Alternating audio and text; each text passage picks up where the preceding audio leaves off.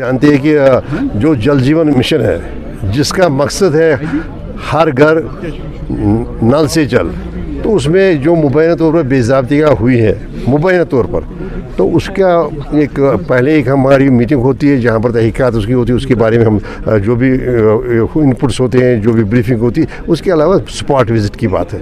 और ये उसी का एक पहलू है, मौके पर जाके देखना कि क्या अगर कोई बेज़ाब्तगी हुई है तो किस हद तक हुई है। और दूसरी बात यह है कि डिले क्यों हुआ। अभी देखिए ये हमारी गुंड कासिम की जो स्कीम है बनी हुई है लेकिन नॉन ऑपरेशनल है।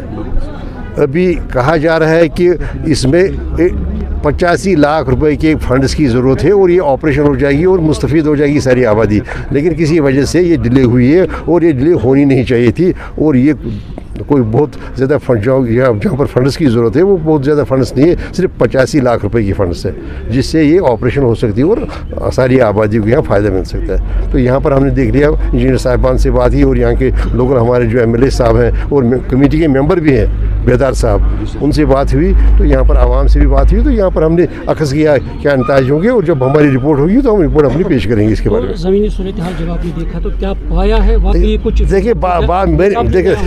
देखिए बेज़ाब्तगी की बात नहीं है, लेकिन बात यह है कि डिले हुआ है और इतनी कोई बड़ी कसीर रकम नहीं थी जो देनी जिससे ये ऑपरेशन हो जाती बड़ी वो। देखिए जब 13,000 करोड़ की स्कीम की बात हम करते हैं, मिशन की बात करते हैं, उसमें 85 लाख रुपए कोई बड़ी रकम नहीं है, लेकिन होनी नहीं चाहिए थी वो रकम, मुयसर होनी चाहिए थी, फराहम होनी चाहिए थी, ताकि ये ऑपरेशन हो जाती और लोग मुस्तफ़ीद हो जाते।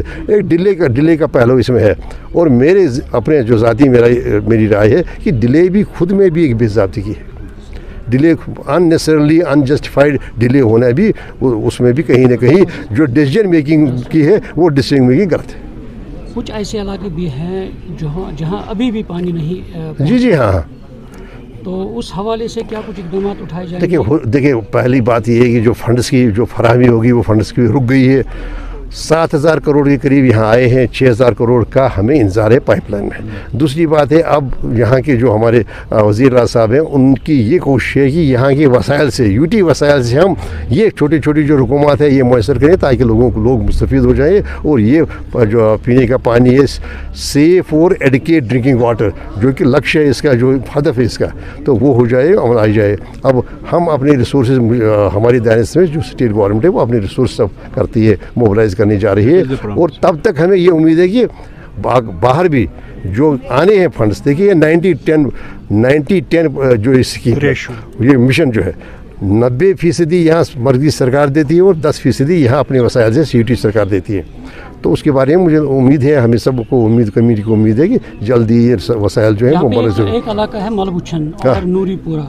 मलबुछन में आधे गाँव को पानी फराहम हो रहा है मागाम एरिया। अभी जाएंगे ना मलबुछन ही। अभी नूरीपुरा में पाइपें कल लोग खुद बिछा रहे हैं, वो भी देखेंगे क्या क्या दिक्कतें हैं, क्या क्या बेज़ाब्तगियाँ अगर हुई हैं तो फिर किस हद तक है, और अगर डिले हुआ है तो क्यों डिले हुआ है, तो उसके भी हम देखेंगे। मैंने कहा ना, जैसे कि मैंने आपसे गुजारिश की, डिले खुद में एक बेज़ाब्तगी है। अगर इनऑर्डिनेट डिले हो, अनएक्सप्लेनेड डिले हो, अनजस्टिफाइड डिले हो। शुक्रिया।